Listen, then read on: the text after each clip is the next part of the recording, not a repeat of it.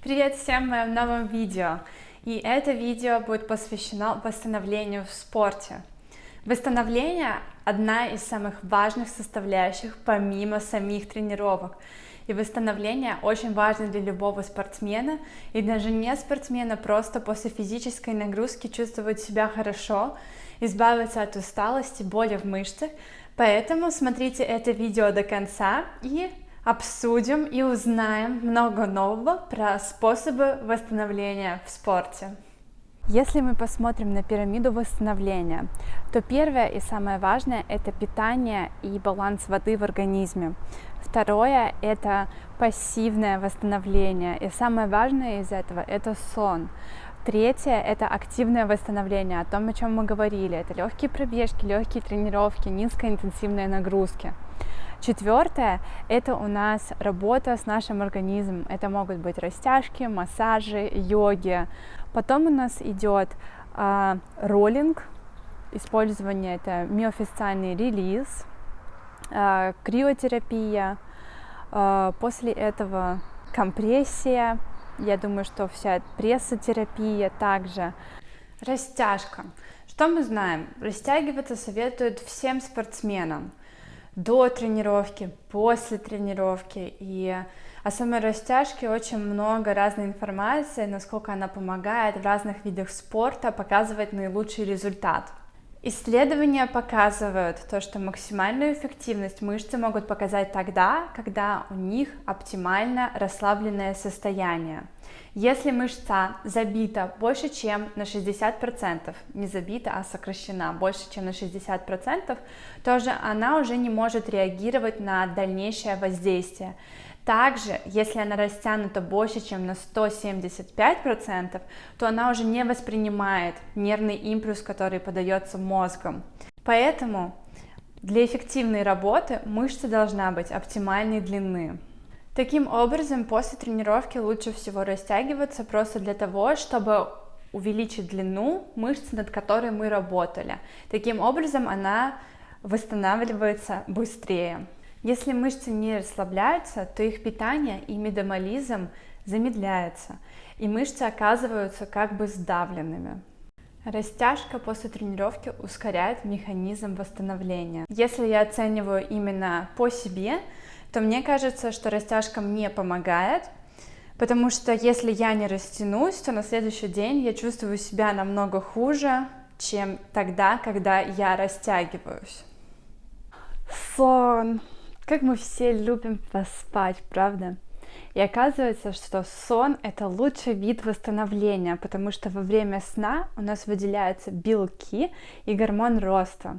Кроме того, здоровый сон, нормальный здоровый сон, он помогает нам восстановиться, оставаться бдительными и сфокусированными на соревнования и тяжелые тренировки.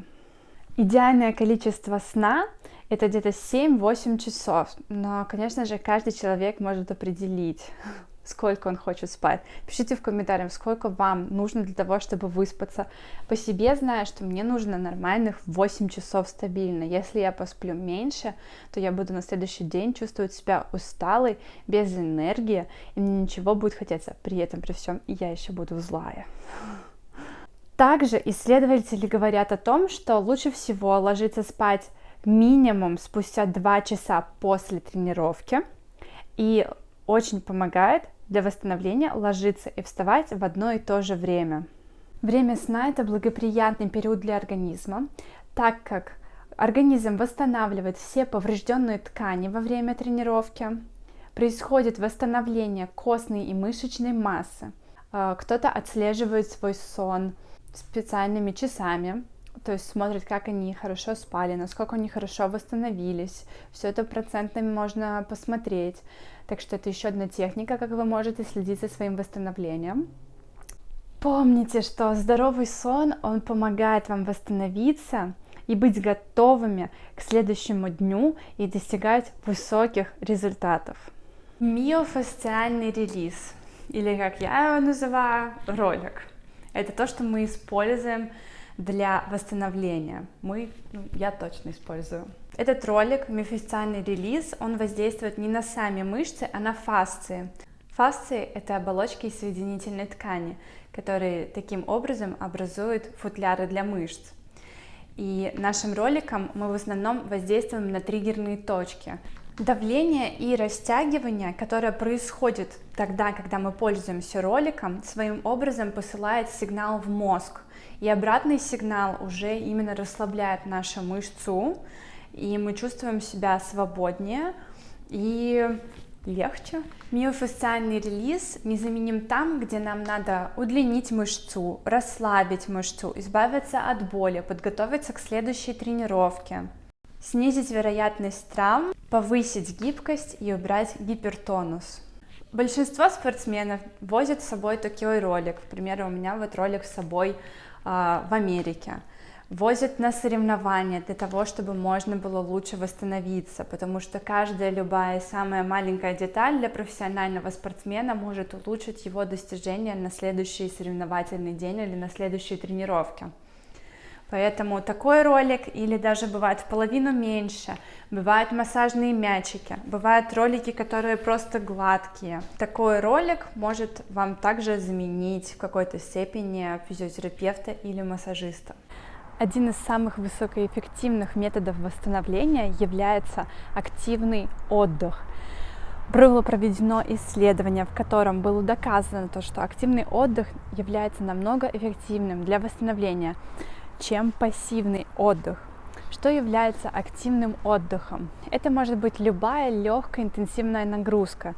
Это могут быть спортивные игры, пешие прогулки, легкий бег, езда на велосипеде, даже легкие упражнения с железом.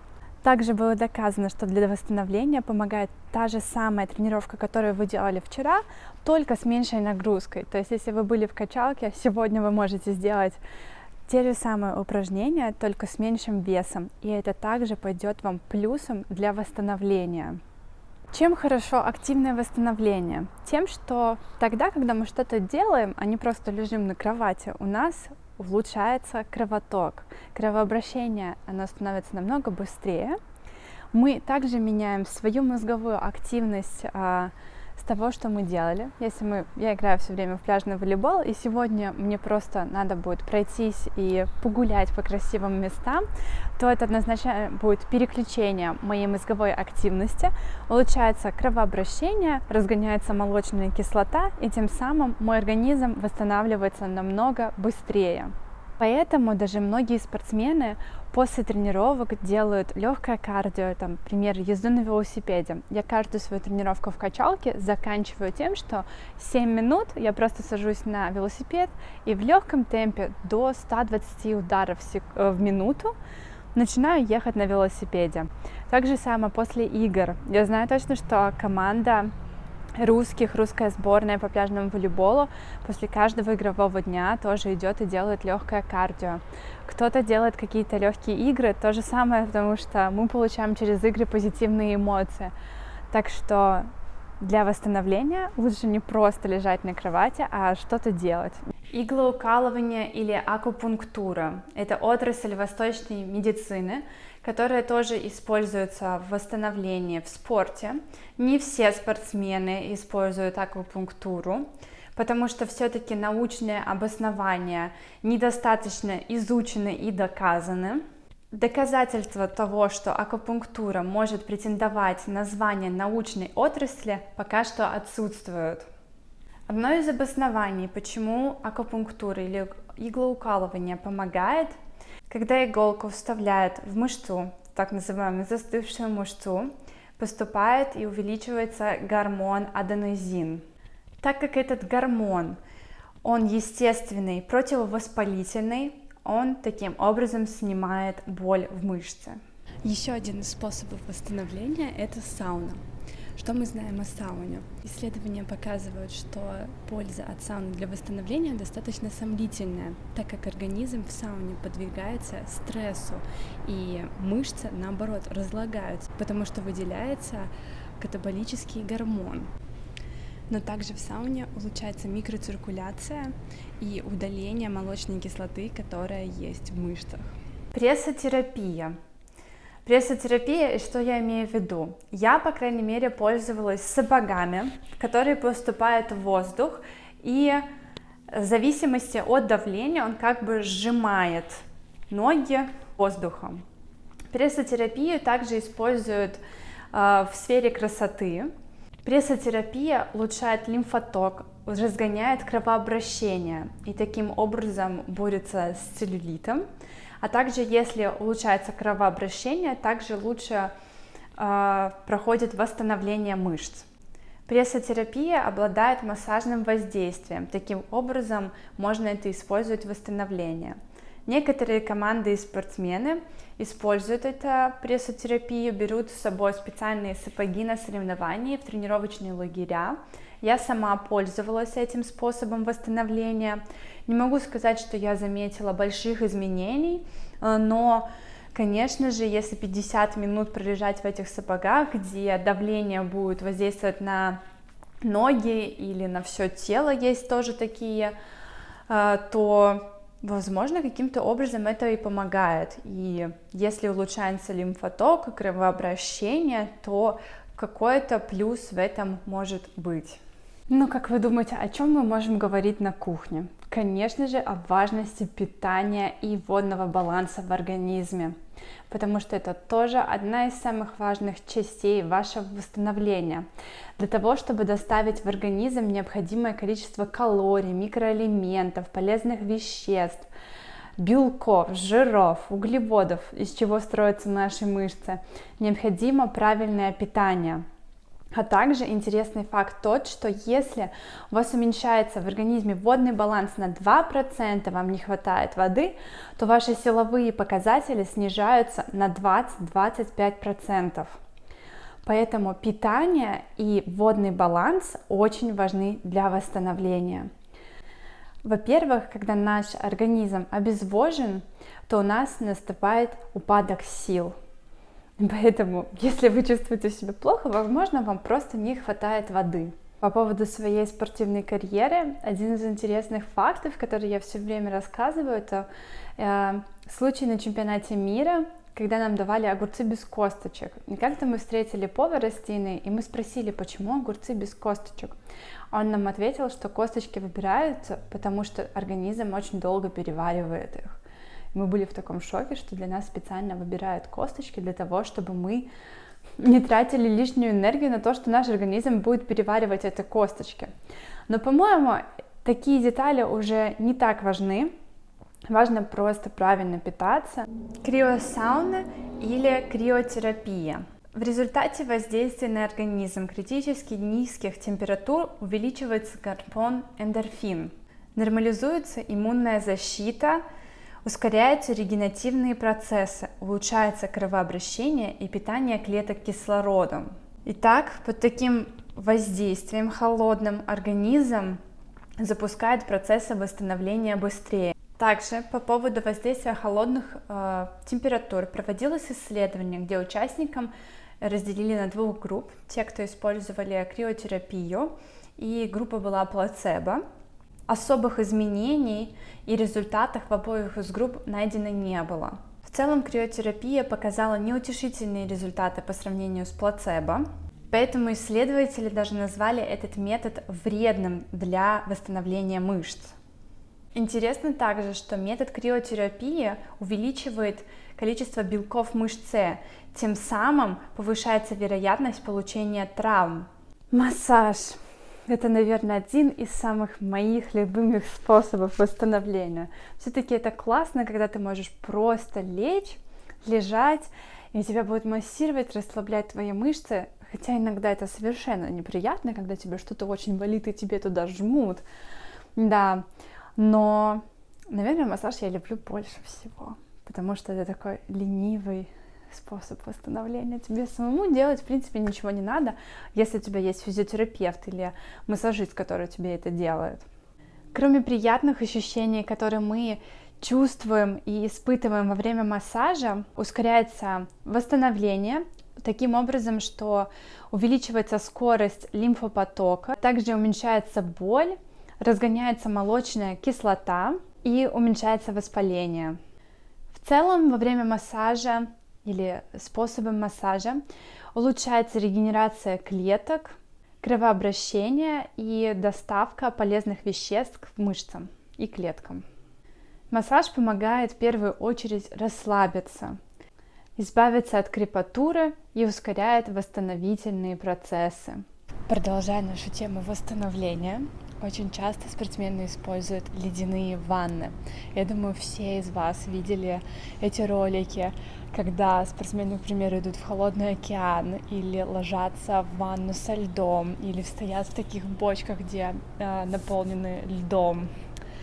Так вот, ледяные ванны. Сторонники этой процедуры говорят, что таким способом можно быстрее достичь восстановления, потому что замедляется кровоток и убирается наполненность мышц, так сказать, когда она напамплена, она опухшая, а если мы прикладываем холод, то она становится меньше. В исследованиях особых доказательств этого нет. Как я уже говорила, холодная вода также может оказывать негативный эффект, потому что мышцы наполняются белками и становятся больше травматичной. Вообще доказательная база того, что ледяные ванны работают, очень мала. Поэтому спортсмены используют их между тренировками или между играми. Если спортсмены, к примеру, 2 игры в день или 2 тренировки в день, это неплохой способ, так как пойти и освежить, так сказать, свои мышцы. Я, к примеру, знаю, что утины в университете в рамках восстановления, они чуть ли не после каждой тренировки могут идти в бассейн, в котором 10-12 градусов температура, и там сидеть для восстановления. В основном холодная вода — это не 0 градусов, это ни в коем случае не 2, не 5, а используют где-то 10-14 градусов. Поэтому холодный океан отлично подходит. Так, к примеру, мы в Кейптауне постоянно ходили купаться в океан после тренировок. Итак, мы с вами разобрали все способы восстановления. И как мы уже выяснили, что сон, питание и вода — это одни из самых лучших способов восстановления. Поэтому заботьтесь, думайте о своем сне, думайте о том, как вы питаетесь. Так как профессиональным спортсменам и любым людям, конечно же, тоже после своих тренировок, активностей нужно расслабляться, то не забывайте о том, что лучшие способы восстановления — это, как мы узнали, первое — активное восстановление, во что входят легкие прогулки, езда на велосипеде, даже легкая тренировка в качалке. После этого идут массажи, растяжки, роллинг. И найдите способ, который помогает вам лучше всего. И если хоть чуть-чуть ледяные ванны или каппинг, или иглоукалывание нам помогает, и сам спортсмен чувствует, что это работает, это самое главное. Поэтому заботьтесь о своем теле, пишите в комментариях, какой способ восстановления нравится вам больше всего, и ставьте лайки, если вам понравилось это видео. Подписывайтесь на мой канал и увидимся в следующем видео. Пока!